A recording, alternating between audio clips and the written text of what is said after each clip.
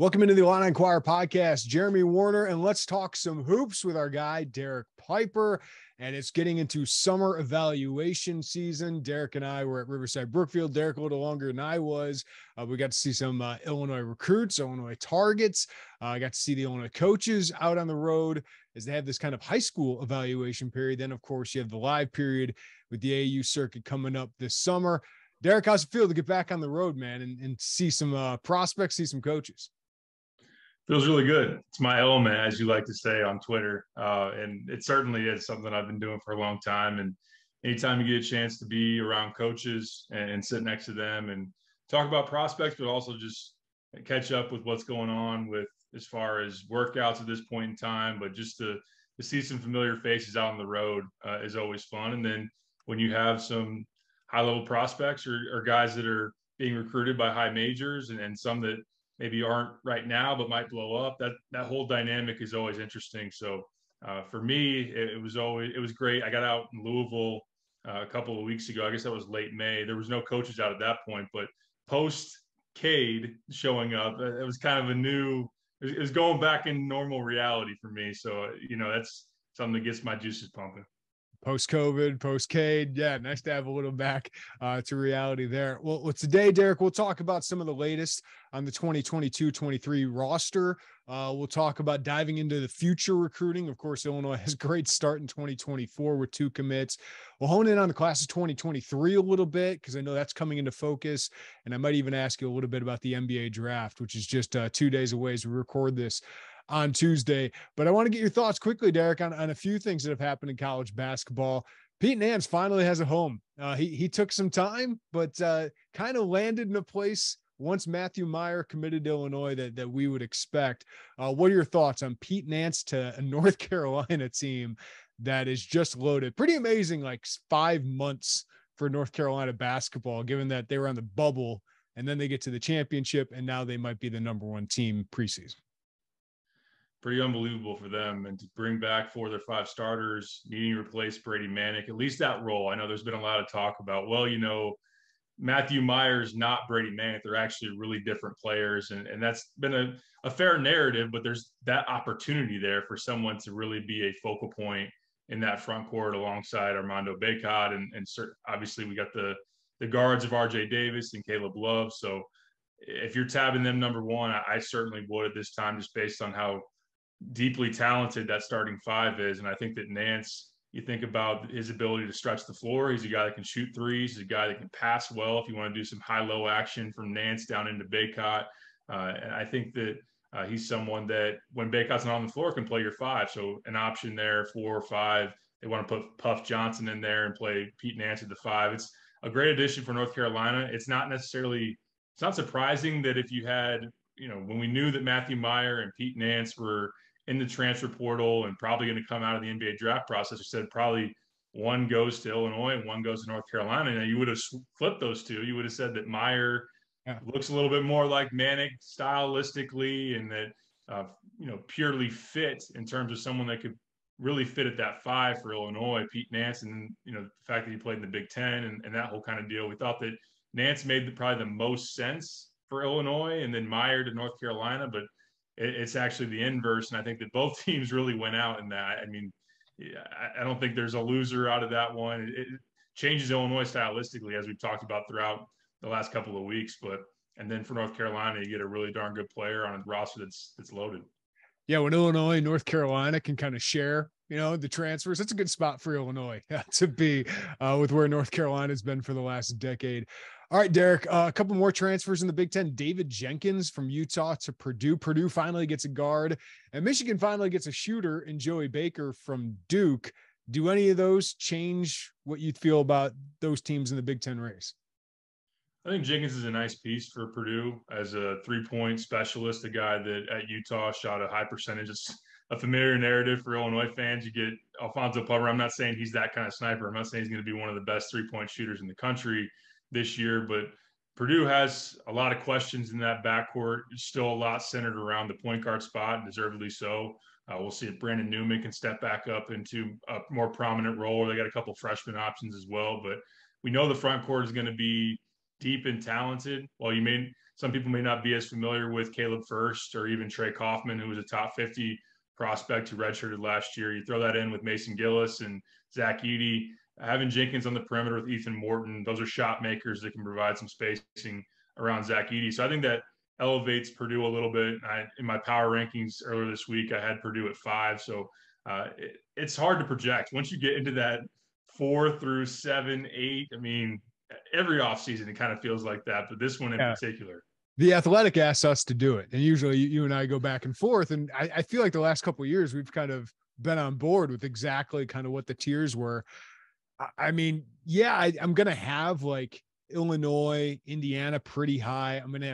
I still going to have Michigan, Michigan State, Purdue pretty high, but there's like 5 teams behind them, Derek. Like that I think could finish top 4.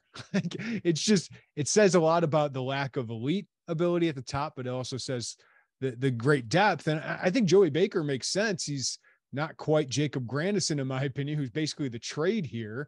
Duke takes Jacob Grandison. Joey Baker's going to Michigan. He's got some skill, former top 50 recruit, but they needed a shooter. He certainly can't address that. I just don't know to what level he's going to be compared to some of the options we thought Michigan could have been in on. Yeah, they were in heavy on Terrence Shannon Jr. They were linked to Jacob Grandison at least, and then Amani Bates is someone else that they've been linked towards, and apparently even Illinois is linked to him. I think we can talk about that here in a second. But Joey Baker, that's someone that can provide shot making.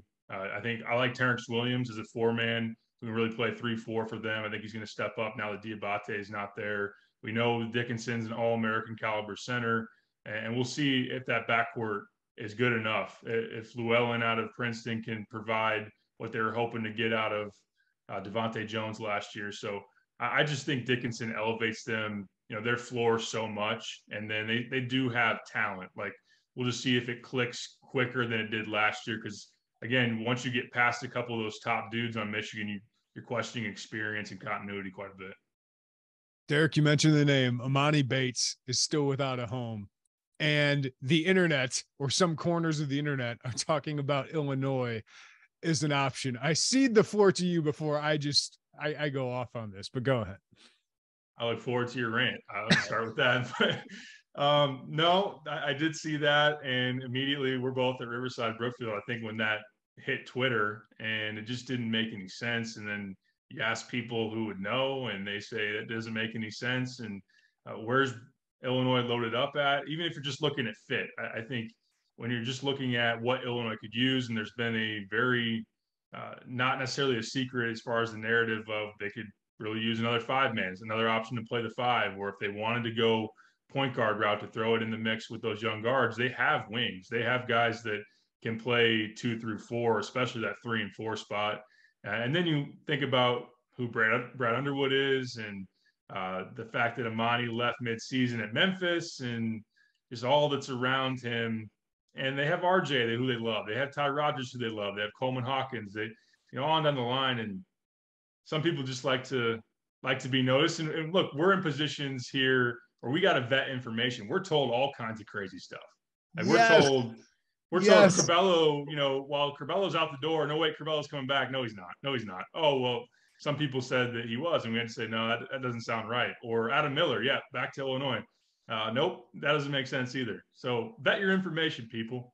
That's the thing, right? Is like, I can guarantee somebody told somebody that Amani Bates was considering Illinois, or Illinois wants Amani Bates. They're in on. Then you got to go ask somebody. Like, you have to vet that. If that's our job, whether you consider yourself a reporter or not, if you're going to throw it out there, you have to vet that stuff. Or Derek, you just look at the roster and have some skepticism. As you said, Amani Bates makes no sense for this roster. And I don't want to throw Amani Bates under the table because he's a great talent. Like, he could be an NBA player. Maybe he's not the next LeBron James as he was built up to be his freshman or sophomore year. And we as media got to stop doing that.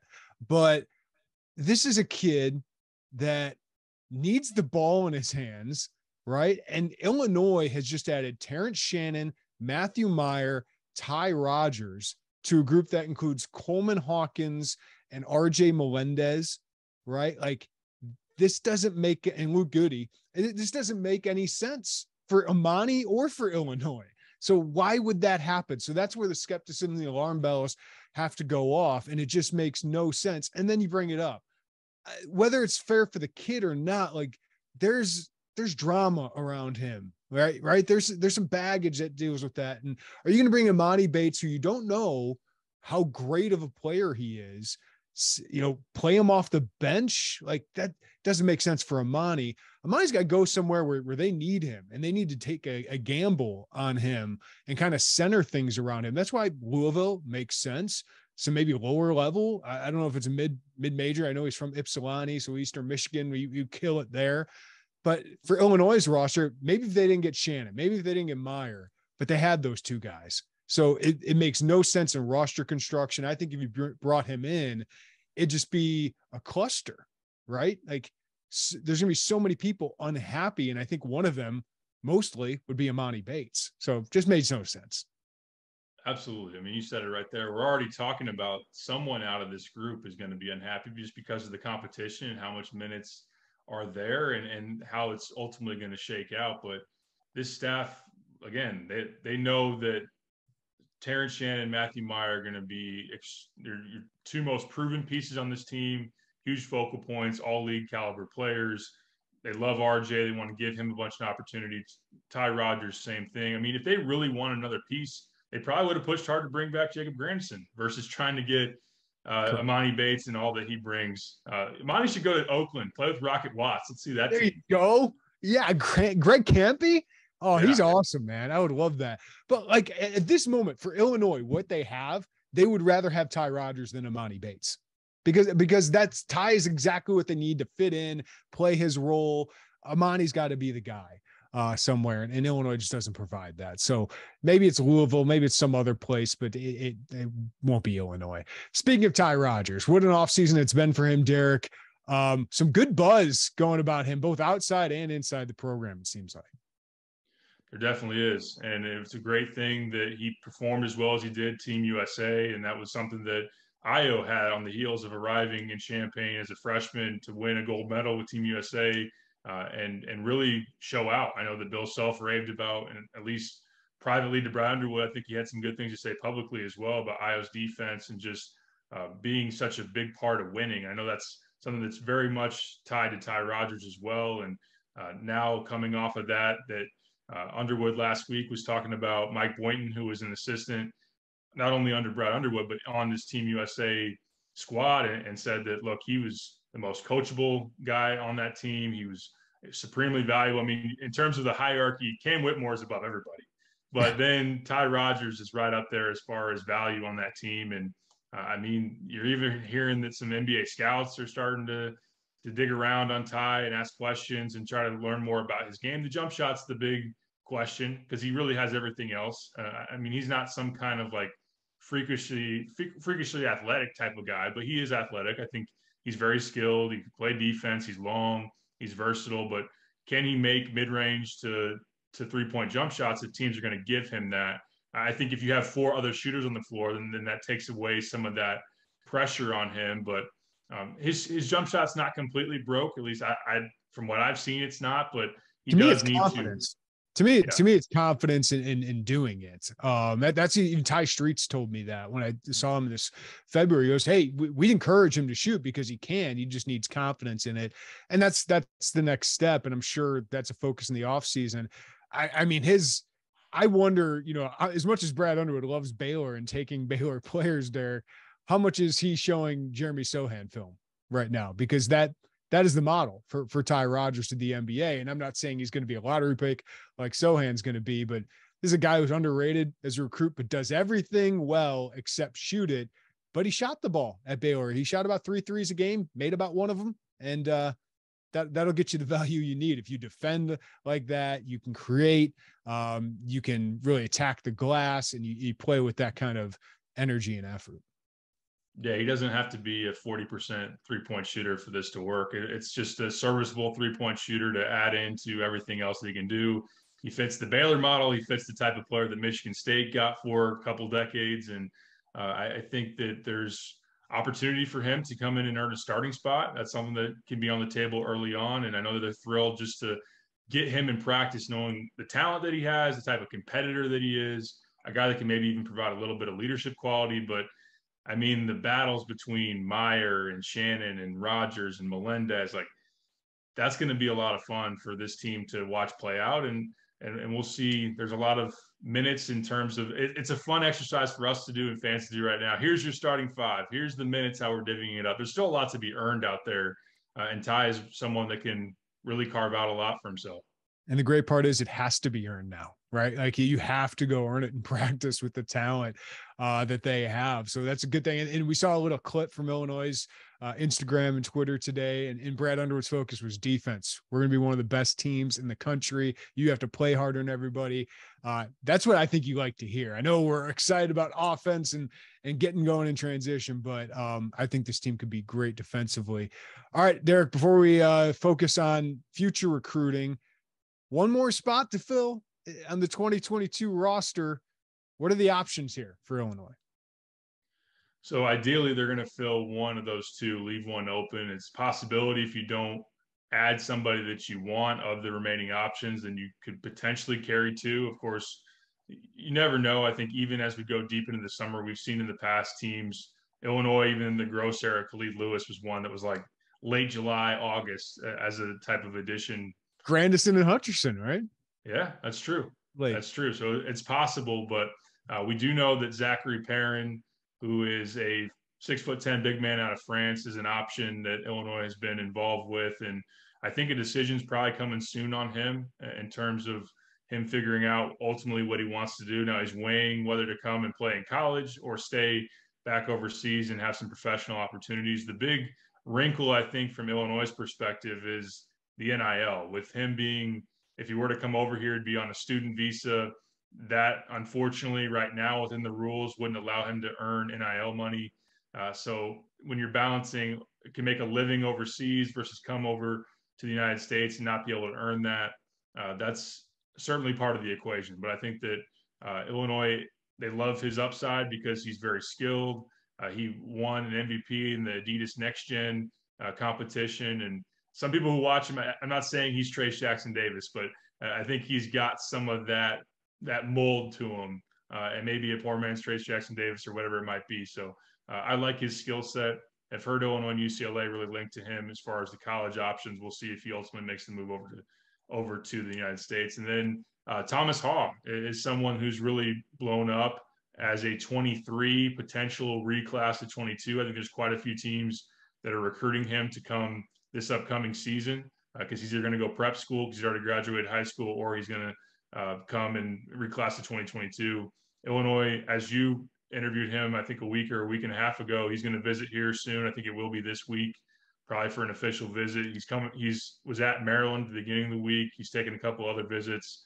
And I think that ideally Illinois would like to get Perrin. I think that he might be their primary if they could be pick and choose, but Hall is someone that can stretch the floor. He's 6'9". He can put the ball on the deck. He's skilled, and you can see some upside there. Probably not a guy that helps you a ton, and I think the same goes for probably either player, but provides depth and someone you can really mature over a year and have someone that can maybe play next season. Yeah, I know this isn't the comp that'll get people excited, but like when I watched Thomas Hall, I just thought of John Eakey. Like it just certain things, the way he plays, he's got some bounce to him, but he can hit threes. He's skilled, and yeah, I think that you get him in your program, you develop him, he could be something good down the road. All right, Derek, let's focus on the class of 2023, and I start on this question for you: who is the top target in the class of 2023? Because it seems like we were struggling to figure out who was the priorities. So who do you think right now is the priority target in the class of 2023 for Illinois basketball? I think it's 6'8" skilled forward, Amani Hansberry. Team Durant, plays on the East Coast, goes to high school in the Baltimore area. He's originally from Washington, D.C., and Chester Frazier's been on him for a while. It's a guy that they've really had to choose whether to go all in on him. And I think they've evaluated him throughout the spring, and Chester's kept them within the mix. And based on the way he's performed this spring, bleeding into the summer, he's been fantastic. And I think the staff is all in on him right now. They had a Zoom with him last week. Maryland is now jumping in. They've been without offering him for a while, but now that they're they're trying to get in there and push. Penn State has been the leader because they've worked the hardest on him. They've had him on campus a couple of times. Virginia Tech's another team that's had him on campus and has worked decently hard. Villanova's offered, but they haven't been hugely involved with him. But Hansberry is someone that you look at the DNA of Brad Underwood, look at the DNA of Chester Frazier. I mean, just gritty, tough, all-out effort, versatile. You look at his offensive skill set. Like as a 6'8" guy, I watched him in Louisville have a game where he had 11 points, 8 assists, and 6 rebounds. I mean, he's 6'8". He's pushing the ball up the floor off of rebounds.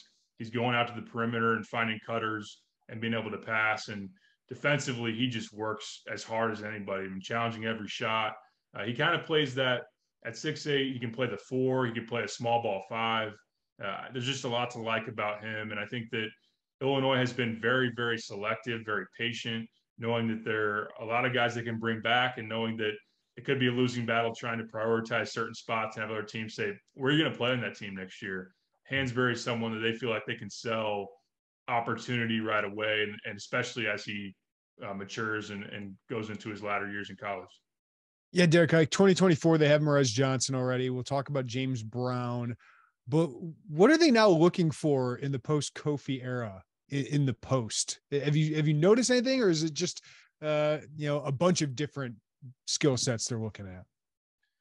I think when you look at the guys they've offered, mostly it's those that can provide some offensive skill. It's those that can provide a little bit of shooting or be able to stretch the floor. I mean, Jazz Gardner is someone that might be their top true five-man target, and he can shoot threes. He can take the ball off the bounce a little bit. That's something that they do certainly look at.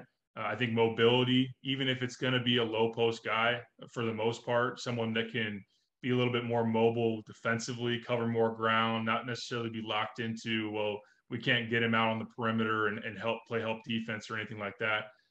There's, every once in a while you'll see one or two guys who maybe look like the Kofi mold, and why wouldn't you? Because you have that cell, as well as anybody in terms of a guy that is in that 300-pound, big bruising. If you wanted to go that direction, but I think that talking to Brad, talking to the staff, like they're really happy about what's going to change stylistically and what this new brand of basketball is going to look like for Illinois. And I think it would be hard pressed for them to kind of switch it back and go for as much winning as they have with Kofi.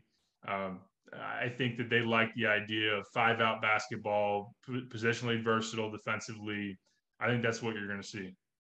In state, it's not a very strong class in 2023. I mean, there's a lot of, I guess, high major players, but maybe not the elite level. But you saw Dalen Davis, a guard, Cam Christie, of course, Max Christie's brother, who seems like he's playing pretty well. Both those guys put up big numbers at Riverside-Brookfield. What do you think of them, and are they real Illini options, do you think? Yeah, the note on the state, at one time, Kylan Boswell was here, Jeremy Fears was here, Mattis Buzelis, who's a 5-star, was here, JJ Taylor was here. So that's a pretty good class. It would have been, yeah. I think Illinois or other in-state or regional teams would be like, hey, where are you going? Why don't you stick around and keep this thing together? Because look, we've talked, both you and I know you've had the conversation with Joe Hendrickson before about when's the state going to get back to having like 5 legit high major players in one class. We used to see that early 2010s and whatnot. This would be one of those classes where you would have that depth, but with them leaving, there's certainly not as many. Day-Day Ames, the guy, Kenwood didn't play this weekend at RB. But to your question about Dalen Davis, he's someone that early on in his high school career was thought of as one of the top young players in the state, and then just consistency wasn't there. So him being about 6'2" guard, he had some really good games. Now he was kind of up and down a little bit. That first game we watched him on Friday, he wasn't all that great. Had a better second game, but he really went off on Saturday with burying threes. I thought he's just really got a great flow to him off the dribble, made some nice passes as well. So I think there is a question for Illinois in terms of guards. Like, do we need to bring in another point guard? We got Epps and Clark as I think you'd imagine if Sky Clark gets healthy, he's probably not going to be here 3 or 4 years. It might be 2 years instead. But you'd expect both those guys back. You have ZZ Clark in 2024. Not that he's going to totally alter how you're going to approach things, but I don't know that you need a point guard, but they did offer him again, Dalen Davis, a couple of weeks ago, and or at least in the mix with him. So I'm not sure he's going to be. I don't think he'll be a priority for Illinois ultimately. I think they'll continue to monitor him, but being a mean streets guy, being a guy that's starting to play more up to his potential, it's worth watching. Yeah, and then Christie, Derek, seems like some people I thought do think he's a little underrated nationally. Max had such big hype. Really good player, right? Like, what do you think of him? Cam's made a lot of strides. I think when you look at him from last year to this year, he's become so much more efficient. Coming up earlier on in his career, he was just a high volume scorer, a guy that put up a bunch of shots and didn't always have the most efficiency. Now he's a really good shooter. Like, he's someone that I saw him on Saturday, I believe, and he hit like 4 or 5 threes in a row without a miss and had multiple 30-point games at this event. And no, he's not the best athlete. Not that he's a terrible athlete or anything like that, but I think there's a difference a little bit in terms of Max and him on that front. He's similar to Max. He's slender. He's going to have to add some strength. And off the dribble game, he can tighten his hand a little bit more. That's something, if you're nitpicking, if you're trying to find ways that he can get better, those are some things you point to. But he's someone that can really shoot it, a guy that can get his own off the dribble. And yeah, I think what's interesting is he has about 6 or 7 Big Ten offers, but who out of that group is really pushing for him? I think that's the question right now. Minnesota is one for sure. I know they've hosted him, I think, for an official, and it sounds like they are definitely in on him. Illinois is staying involved. I think it'll be interesting to see if Illinois really pushes, because they do want a shooter if it's the right fit ultimately. And look, he's got size, he's got ability to shoot, and he's playing really well. So credit to him. Derek, I always have to pause every once in a while and say, think of how far Illinois basketball has come, that they might not need a point guard, and they might not push for a 4-star guard in state. So just want to make that mention. 2024, Derek, they already have Merez Johnson, who I love as a prospect, plays so dang hard. He's a little raw still offensively, but I just love what he could be. ZZ Clark, obviously, we'll see what he does. I know he didn't have the greatest summer so far, spring, but we'll see where he goes. Obviously, very talented. But you had the chance to catch up with James Brown, who's higher ranked than Merez Johnson slightly in all the rankings. 6'9" center, is really starting to blow up with offers out of St. Rita, teammates with Merez Johnson. We'll get into Nojas Indrusitis here in a little bit. But what did you make your conversation with James Brown, who's a finalist for the Team USA U17 team? Always great catching up with James. Just such a great energy. Always got a big smile on his face, and a lot of excitement. He's got a great look, doesn't he? Oh, yeah, he does. He's got the glasses. Does he rock the goggles during games? I think sometimes he does rock the goggles. Yeah. He does, man. Great look for a big man. That's all I'm saying. Absolutely. I agree. And as far as Illinois goes, I know that we talked about the contact period starting last Wednesday. And I asked him, did you get some calls? I knew his phone was blowing up. I mean, a guy that's top 30, top 35 prospect and has played really well. Prior to going to the USA camp, he was in the top 30 game at Pangos, the Pangos All-American camp. So someone that's trended really well here recently. In addition to Illinois, Duke, UCLA, North Carolina, Auburn have hit him up. Those aren't teams that have offered him, but those at least made contact on Wednesday. But he said Illinois texted him at 12 and 1 second. So right after the contact period opened up, Tim Anderson shot him a text, and then Brad Underwood gave him a call. And I think that he continues to be very excited about Illinois, a guy that was in the State Farm Center when they beat Iowa to clinch a share of the Big Ten title, saw what that looked like, saw that Merez was there and Nojas was there as well. But Merez has been in his ear. And those are guys that are really close, and they really vibe well off of each other on the court in terms of their game. They can play high-low together. They're just different stylistically. Like Merez, as you said, it's that raw athleticism, the rebounding, the defense. And James is more that polished, low post scorer who can use either hand and great footwork, and it can rim run as well. And I think also James, as he progresses, can step out a little bit and feed Merez inside. So there's a lot to be said about those two being able to play together.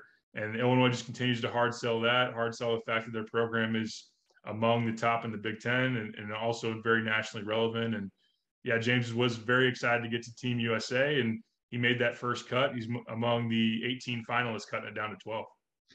You're just thinking, Derek, just to put this together for people, if you could add a James Brown type player in 2024, you could have Merez Johnson and James Brown up front. And then you could have, is Ty Rodgers still there? Jaden Epps running the point guard. Is Sky Clark still there? Is Luke Goody a senior? Is RJ Melendez still there? Right? Like Dane Danger, is he like, you're stacking this talent, man. And if Hansberry's there, like it's ridiculous. That's the kind of Michigan State stuff we've seen for the past decade, even Ohio State dating back a little while. That's when you're constantly competing for Big Ten titles. The other kid from St. Rita kind of ran the show this week.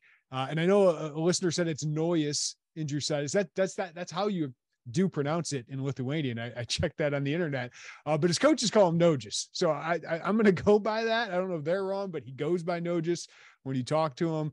But he's an intriguing guy as a guard, Derek. What do you think of him? What'd you see from him this weekend? Big Nogis fan. And yeah, Nogis just sounds cool. So I think that, and he hasn't corrected me. So you talked to him this past weekend. I talked to him in Louisville and I called him Nogis. His coaches called him Nogis. And I think he was good with it. So this past weekend at RB, he wasn't bad. It wasn't his best basketball. Now he was in a little bit of a different role with Merez and James not playing. So everything ran through him. And he's a guy that I will say, we talk about really prolific shot makers. Sometimes it's just catch and shoot. And sometimes it's guys that don't do a whole lot off the dribble. Nogis isn't that guy. I think that he really can set up his shots off the bounce. I think that's something that he's more advanced than maybe even Jaden Schutt, who was a spectacular shooter in this state. At this stage of his career, Nogis is better in that front. But at RB, maybe not his best showing in terms of shot making or efficiency or anything like that, but a guy that I really love in this class. And I think that he's properly ranked by 24/7 as a top 50 prospect. I think he's got a little more upside beyond that as he gets stronger and just continues to advance his game. He needs to lock in defensively, maybe a little bit more, but I mean, we're probably saying that about 90% of to-be juniors in high school.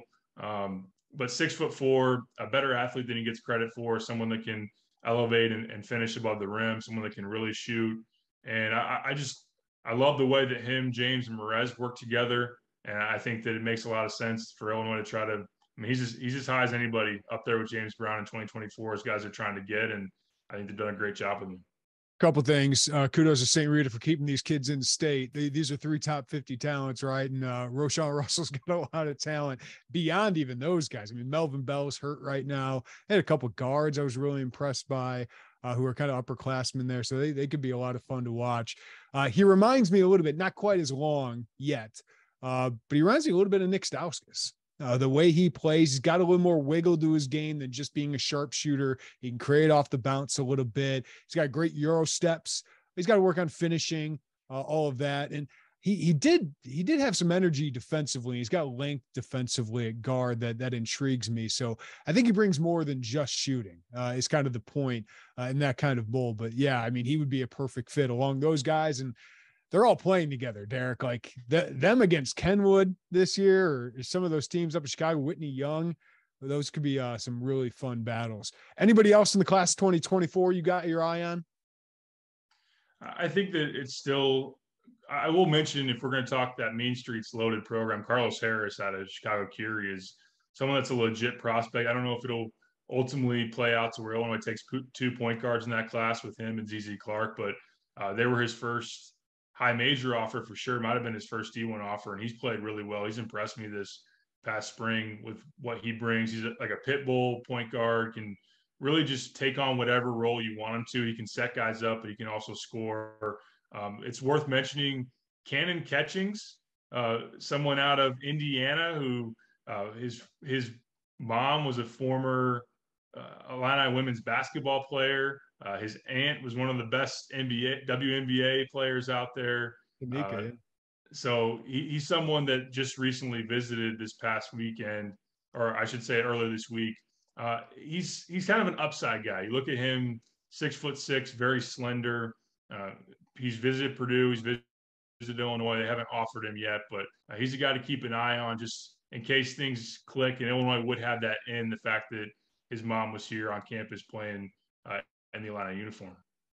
All right, Derek, let's talk a little NBA draft before we let you go. Let's start with the Illini flavor here. Kofi Cockburn on Thursday. We're all wondering, does he get drafted? He's a two-time All-American. How can one not get drafted? But finish this line for me. Kofi Cockburn on Thursday will blank.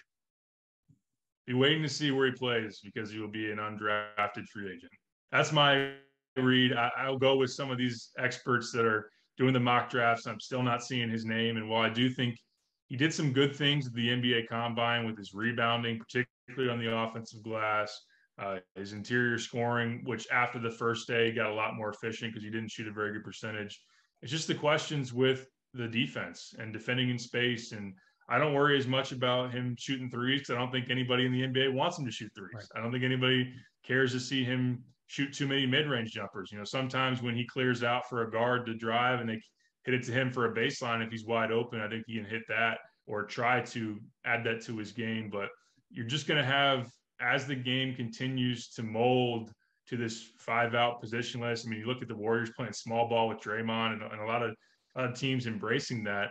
There's going to be some teams that don't want anything to do with Kofi. I think there will be some that are intrigued by him and will be willing to roll the dice. I think he will get an opportunity, hopefully a two-way, so it's lucrative for him and he gets a chance to play and make an NBA roster. But I don't know. I hope he gets that moment. I think that that's what you root for the most is just being able to hear his name called and have that whole deal for him. But I know some around even the Illinois program are saying it might be better if he goes undrafted. He can be a little bit of a pick and choose on what's the best opportunity for him in terms of signing a deal and going to a summer league and training camp. Yeah, like as a Bulls fan, I'm sitting there going like, hey, Mark Williams or Walker Kessler, people are, and it's kind of like drafting a running back in the first round nowadays with centers. So I sit there and look and I'm like, you can get Christian Coloco in the second round. You can get Jalen Williams in the second round. And then I even think of free agents, Derek, and those guys are all obviously quicker than Kofi and then can, hedge ball screens better than Kofi and attack things like that. Like I even think of a guy like Marcus Bingham, who Kofi can dominate in the Big Ten, right? No question. But that's probably a guy who's got a better chance in the NBA because he's long, he's quicker, he can protect the rim, but he can also shoot it a little bit. Like that's where the NBA has gone. So I love watching Kofi Cockburn. It's just he's the weird guy, kind of like Drew Timme. Drew Timme wasn't going to get drafted, and he dominates college basketball. That's why it wasn't a surprise that Drew Timme, that the National Player of the Year, Oscar Tshiebwe, went back to college because they can make a bunch of money. Kofi decides to go the other way, and it was a little bit of a surprise to me because it's a gamble, but he's gambling on himself. So I hope he gets the two-way, and I would think there's one of 30 teams are willing to spend a two-way on this behemoth, right? Because there's still a use, whether it's a Andre Drummond or a Boban or whatever, for kind of this situational player, but it's just the ceiling isn't that high just because there's not a lot of guys like him in the NBA. Yeah, definitely. I think he does deserve a chance. I think he will get one because of if he dominates in the areas that he is really good at, if he is able to be someone that if someone's going to go, slender 5-man, space the floor 5-man on offense, then throw it into Kofi. Not that you're going to run a ton of plays for him, but I think that, and also creating second chance opportunities for, we see the prolific shot making that is in the NBA. If Kofi can elevate your offensive rebounding percentage and get more of those guys shots, that's something that he can provide a value in. But yeah, some people just aren't going to want anything to do with him. But I think that he hopefully is going to be able to get a chance. And now it's just prove it, because for as much as we talk about the fit, it was all like, there was evidence in college basketball. You're going to, run pick and roll against Illinois. You're going to slice up Kofi, or he's going to be a liability in some senses. But now it's go into that environment and prove yourself, because there's been a lot of talk of you don't fit or all this stuff. Now go show they're wrong or they'll be right if ultimately you can't answer some of those questions. Either way, Kofi will make a lot of money playing basketball, regardless of where it is. And I think one thing helping him is kind of his work ethic and his energy. I think those are two things that definitely work in his favor to potentially get one of those deals. All right, Derek, let's talk about the Big Ten a little bit, but I first got to ask you, who you take at number one? This is one of the most interesting drafts at the top, right? Of deciding who number one is. Cause we've had Luka and Ayton. Yet the Kings took Bagley number two. We've had Cade and Mobley and Jalen Green, but this one's like pretty much pick your flavor of post/forward. So who do you like among those three, or is it a Jaden Ivey, or is it Jabari, Chet, or Paolo? Good options, man. And the Magic better not mess it up because they messed up a couple of these.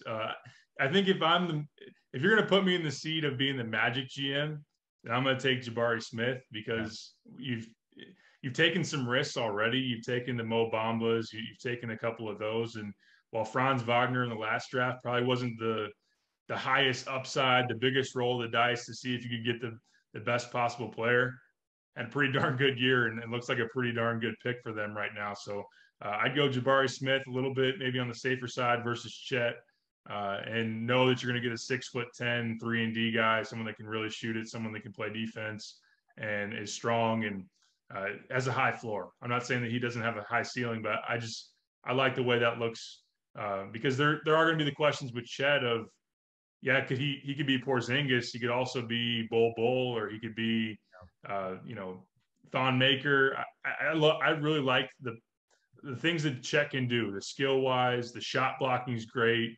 The fact that he can move his feet and cover a decent amount of ground defensively, but you're going to worry about the strength, and you're going to worry about, not that it's a bully ball league anymore down in the post, but there are going to be some big guys like Jokic and Embiid that'll want to bang him up, or even if he gets on a switch, Jimmy Butler's going to throw that shoulder and probably knock him into the first row. Yeah. So it's interesting though.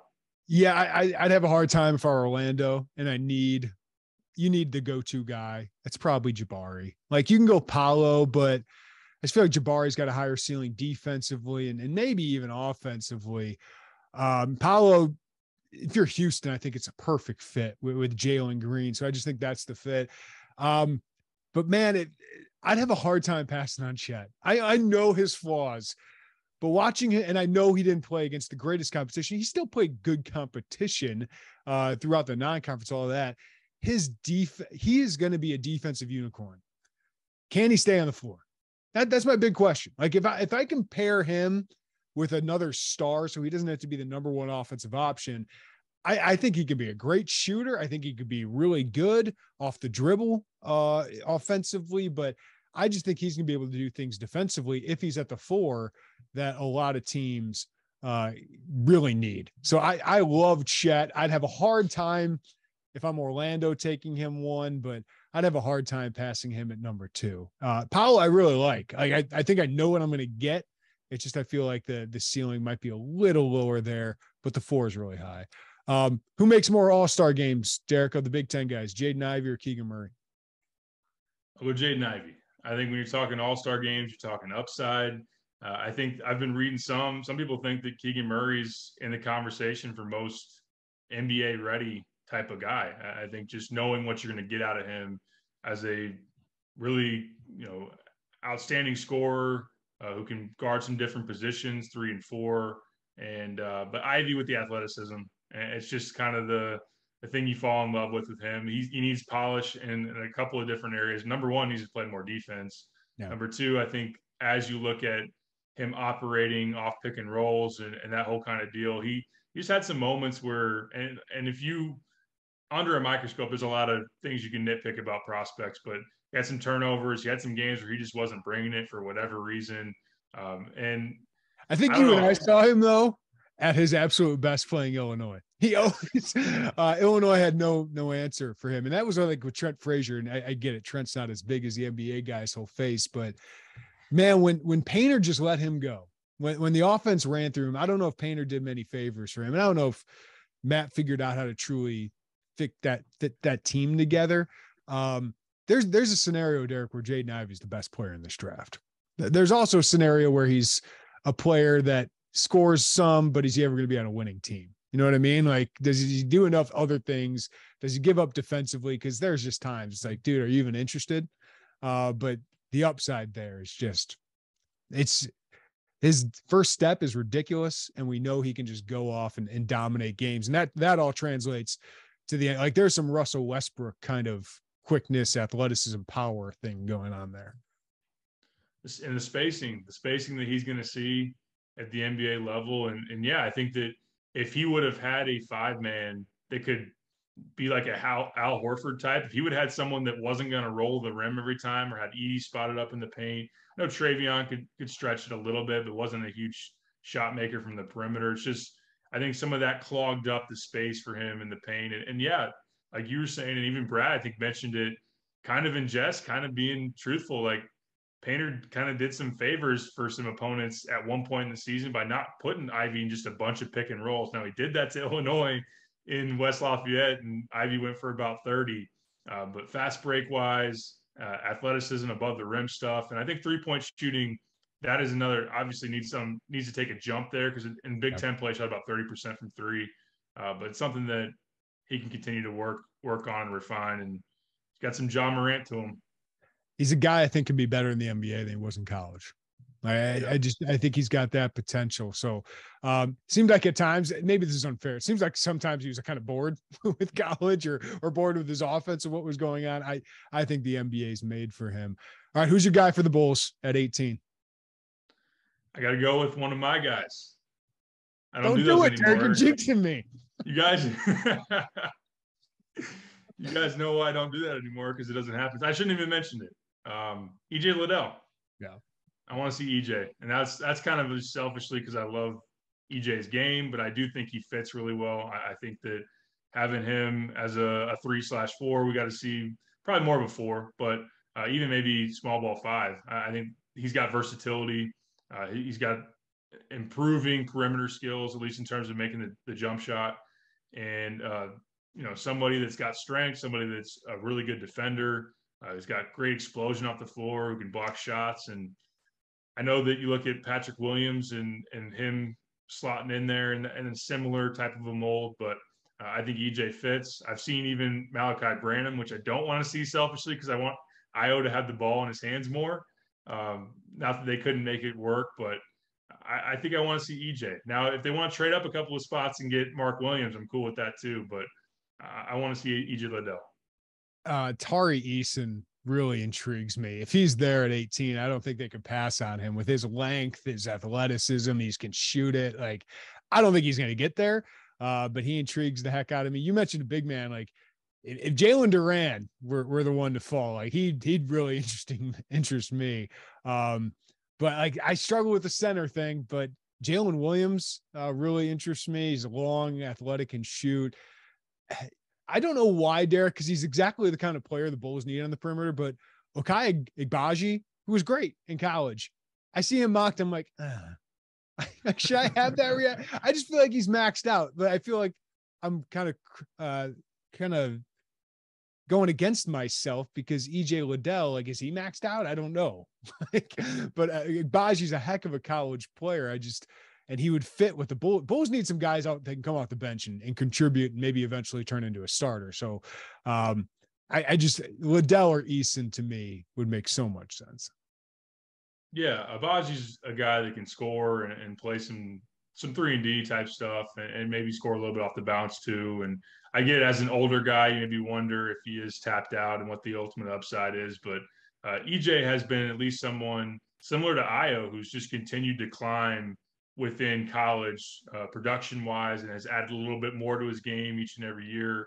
And I think the 3-point jumper was a big thing for EJ. And we just saw him so up close that. And right, he's easy to root for. I know he didn't go to Illinois, but dude, like, he's so fun. Like, he's such a good kid. It seems like Io was the same way. So to root for both those guys after kind of watching them go through all this, Derek, for you and me, would be a lot of fun. I think for Bulls fans, most Illinois fans would feel the same way, because I don't know if there was ever any ill will against EJ, except he was really good against Illinois. Yeah, I don't see any reason why to have the ill will there. And it'd be really cool. Let's hope that Malcolm Hill sticks with the Bulls. You got Belleville East, Belleville West with EJ, and then you throw in Io. I mean, it's a whole lot of in-state flavor for those who may even just be on the casual side of the NBA. Anybody else, Derek, that you like in this draft, whether it's a later guy that people aren't talking about? Is there anybody else you really, really like in this draft? I mean, I can be the 100,000th person to say Jalen Williams would be nice sometime. You look at him early second round and all that he can bring as a big man. But a guy that I think I'm looking at that's late, very late first or into the second, Christian Brown deserves a little bit more love. Loved him as a prospect. I don't know if you remember that. I saw him Illinois often. I love this kid. Yeah. Yeah. National title winner. I think that at 6'5", 6'6", he's got some size. He's ability to shoot the three. He plays exceptionally hard. He can play some defense.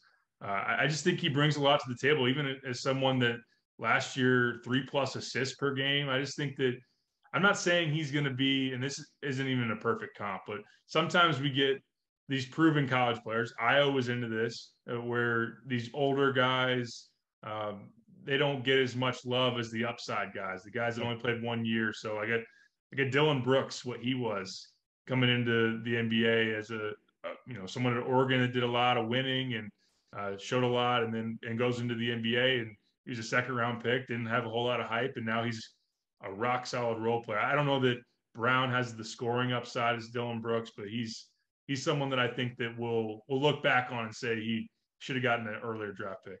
I'm going to give a shout out to a guy I love watching the last 4 years. He's got the NBA pedigree, a Big Ten guy. I just want to see him get in absolute good shape. Never saw it in college. Ron Harper Jr. Yes. That guy's got some things where if he's a small ball four, we know he can shoot it. He's just got this X factor, man, where he's a kind of a killer. Like what he did for Rutgers all those years.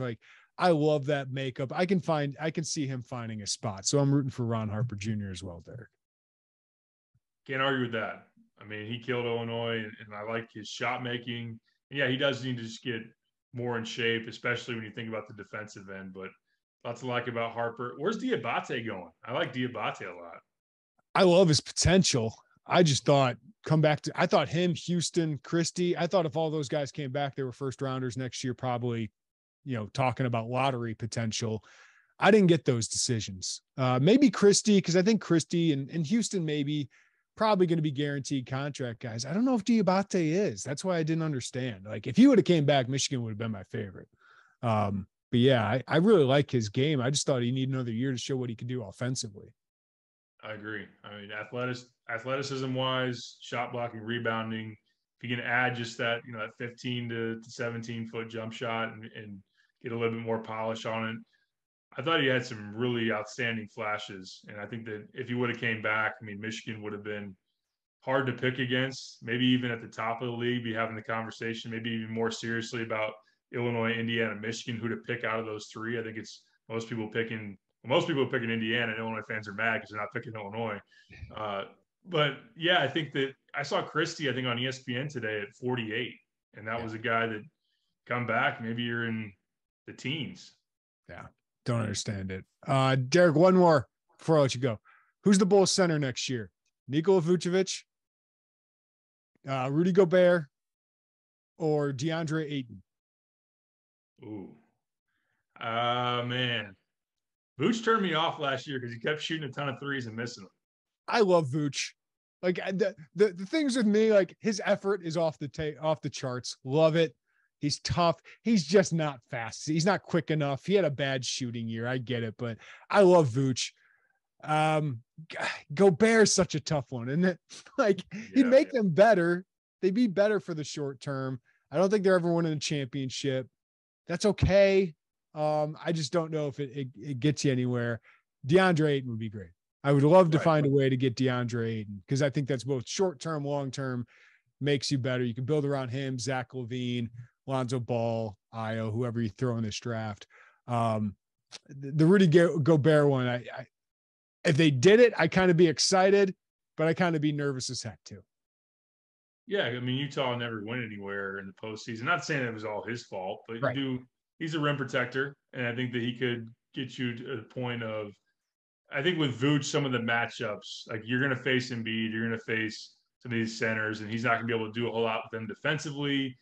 He does rebound quite a bit. I'm not going to knock him too much on the glass, but wouldn't it be great? Because the offseason, the narrative of the playoffs, you go back to last year when Ayton was in the finals with the Suns and how well he was playing. It's actually, you can win with a really good 5-man. You can build around the 5. Then the very next year, they're playing the Mavs and they're pick and rolling him to death, and they got to pull him off the floor. And it's like Ayton can't even play. So like maybe you get him on a little bit of a buy low, not crazy low, but it's not like you're trading Kobe White and you get Ayton back. But can we trade Kobe White, by the way, too? Yeah, Vooch 18 and Kobe White, whatever we do there. I doubt it's going to happen, but I would love for that. Gobert, like, it just is the upside there, like, because you're going to be paying him for 4 years. What are you after? For me, it's not about what you're going to be with DeMar and Vooch. It's what you're going to be after them and setting yourself up to land that next guy. And for me, it's continuing to make the playoffs and hope that Kevin Durant or somebody else gets angry, right? Or another star gets angry, Zion, whatever, and says, hey, Chicago, they're one piece away. I can be that guy. So it's just about continuing to have that open window for me. I like it. Kevin Durant's always angry, by the way. So I think we're good. We're in a good spot. Let's do it. All right, Derek Piper, thank you, buddy. I know you have more on Illini basketball. We got a mailbag coming up. I know you got some thoughts on Riverside-Brookfield as well. I appreciate the time as always, man. Always fun, man.